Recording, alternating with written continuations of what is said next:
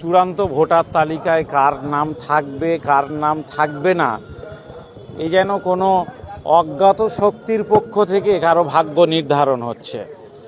বিগত দিনে নির্বাচন কমিশন এভাবে মানুষকে কখনো অন্ধকারে রাখেনি, এভাবে কখনোই নির্বাচন কমিশন বেনিয়মে চলেনি। এই প্রথম স্বাধীনতার পরে ৮০ বছর পেরিয়ে দেখা যাচ্ছে যে নির্বাচন কমিশন সমস্ত নিয়মটা অন্ধকারে রেখে মানুষের ভোটার তালিকায় নাম থাকবে কি থাকবে না সেটাও নিয়ে কেন করতে চাইছে, কোন অজ্ঞাত শক্তির কাছে তারা দায়বদ্ধ আছে, এটা নিয়েই আমাদের হাজারো প্রশ্ন আছে।